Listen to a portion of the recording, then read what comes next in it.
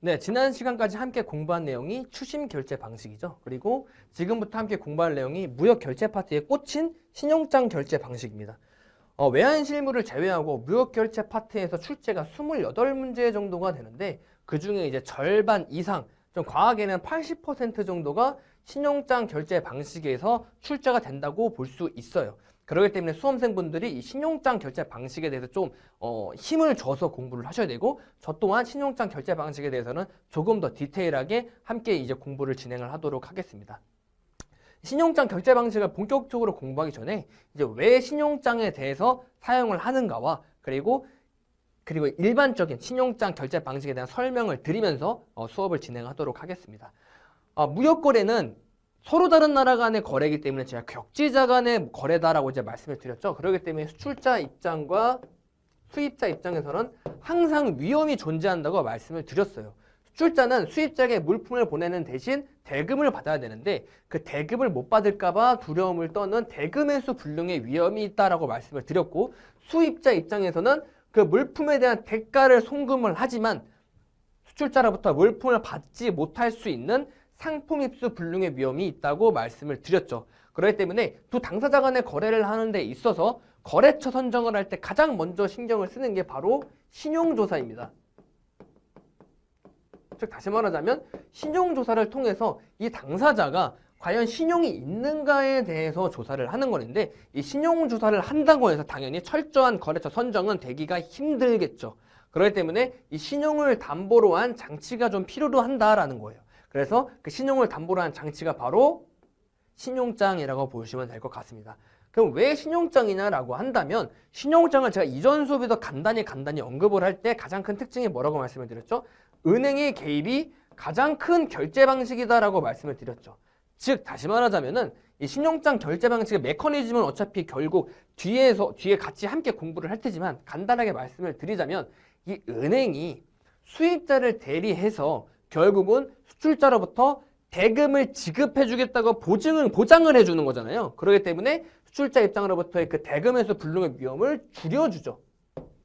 대신 은행은 수입자 입장에서 어떻게 수출자가 물품을 선적을 하고 나서 만약에 물품을 이제 실어서 보냈어요. 그러면 물품에 대한 권리를 나타내는 그 운송 서류가 나올 거 아니에요? 그래서 그 선적 서류를 받아가지고 이 수입자에게 줄 텐데, 수입자 입장에서는 이 서류가 있어야 물품을 찾을 수 있을 거 아니에요? 그렇기 때문에 은행으로부터 이 서류를 받아서 물품을 되찾을 수 있기 때문에 상품 입수 불능의 위험을 줄여주죠. 그렇기 때문에 이 위험성을 둘 다 줄여주기 때문에 신용장 결제 방식은 이 두 당사자가 만약에 첫 무역 거래라고 한다면은 안전하게 활용할 수 있는 결제 방식이다라고 볼 수 있지만, 결코 신용장 결제 방식이 이 두 위험을 모두 회피해주는 완벽한 수단은 아니다라는 것을 말씀을 드리면서 본격적으로 이제 신용장 결제 방식에 대해서 공부를 진행해 보도록 하겠습니다. 먼저 간단하게 영어를 보시게 되면은 신용장 레터 오브 크레딧과 LC라고 있는데, 아마 실무에 가셔도 레터 오브 크레딧이라고 말을 하는 경우도 없을 거예요. 그리고 시험 문제에서도 레터 오브 크레딧으로 나오는 경우가 거의 없을 겁니다.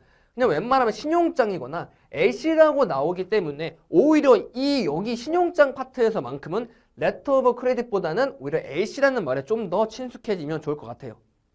자, 정의를 보시게 되면은 신용장은 명칭이나 기술에 관계없이 취소불능이다라고 나와 있는데, 이게 어떤 말이냐라고 한다면, 사실 신용장 나중에 그 뒷부분에 보시면 신용장 종류가 취소 가능 신용장과 취소 불능 신용장이 있습니다. 그랬을 때 신용장은 기본적으로 취소 불능 신용장을 의미한다라고 이제 받아들이면 될 것 같아요. 즉 다시 한 번만 더 조금 디테일하게 설명을 드리게 되면은, 신용장 자체에 취소 불능이라는 말이 없고 단순히 LC라고만 적혀 있어도 우리는 뭐라고 본다? 명칭이나 기술에 관계없이 단순히 LC라고 적혀 있어도 우리는 신용장은 취소 불능 신용장이라고 판단한다라는 겁니다.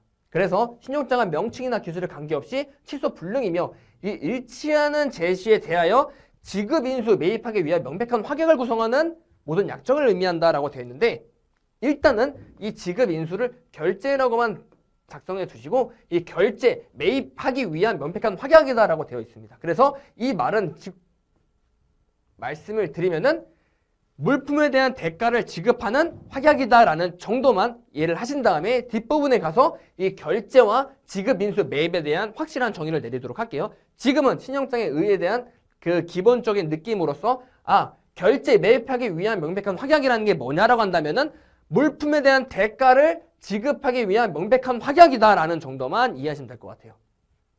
그래서 이제 두 번째 정의를 보시게 되면 신용장은 명칭과 관계없이 은행이 일치하는 제시에 대해서 결제하겠다는 확약, 즉 물품에 대한 대가를 지급하겠다는 확약이다라고 보시면 될 것 같아요. 그래서 이 첫 번째와 두 번째 의의가 어떻게 보면은 결이 좀 비슷한 의의라고 보시면 될 것 같고, 결국 신용장을 그러면은 한 문장으로 짧게 설명해 보라고 한다면은 이렇게 설명할 수 있겠죠. 신용장은 뭐다?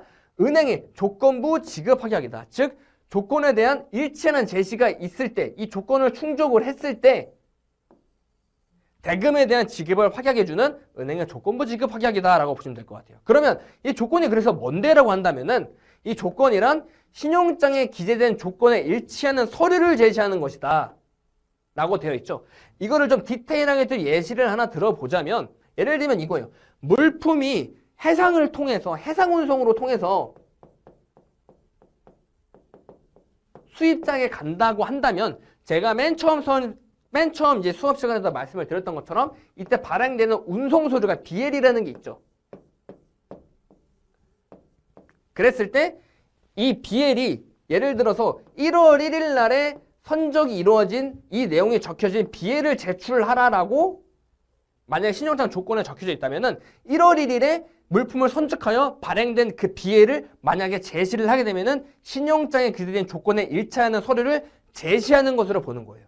즉 다시 말하자면 실제로 물품이 매매계약의 내용에 실질적으로 이행, 즉 실제로 그 물품이 선적한 것을 은행이 확인하는 게 아니라 이렇게 선적됐다고, 1월 1일 날 선적됐다고 증명하는 서류를 제시하면 그 조건을 충족했다고 보는 거예요. 그것을 다시 위에 있는 정의로 보시면 일치하는 제시라고 보는 겁니다.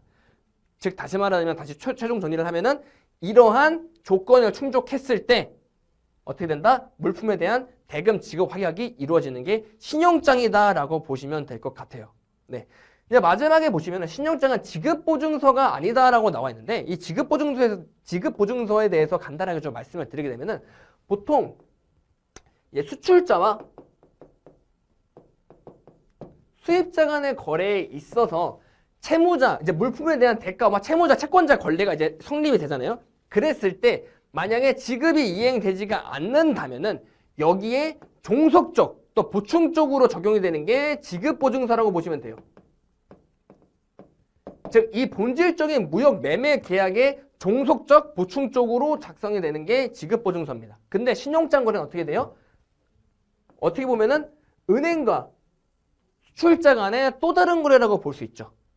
자, 이거에 대해서는 제가 다음 시간에 신용장의 기본 원칙인 독립성에 대해서 한번 말씀을 드릴 때 더 디테일하게 말씀을 드릴 텐데, 결국은 은행이 수출자한테 대금에 대한 지급을 보장해 주는 거기 때문에 수출자와 은행 간의 별도의 신용장 거래라고 볼 수 있어요.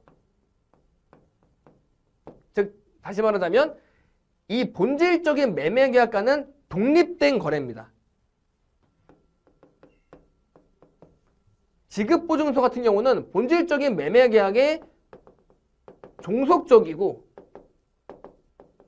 보충적으로 일어나는 지급보증이죠. 왜냐면은 한 사람의 지급이 보증이 일어나지 않았을 때 이 지급보증서를 통해서 이행이 이루어지니까. 하지만 신용장 거래는 이 본질적인 매매 계약과는 별개로 이루어지는 거래이기 때문에 지급보증서로 볼 수 없다라는 겁니다. 그래서 지급보증서가 아니다라는 거죠. 그래서 이 정도만 이해하신 다음에 넘어가시면 될 것 같아요. 지금 이해가 안 된다고 해서 문제가 될 건 아닌 게, 이 신용장의 이 독립성에 대해서 한번 나중에 신용장 다음 시간에 함께 공부할 기본 원칙을 공부하시게 되면 그 말이 그 말이었구나라고 이제 좀 퍼즐이 맞춰질 거기 때문에 괜찮을 것 같아요. 네.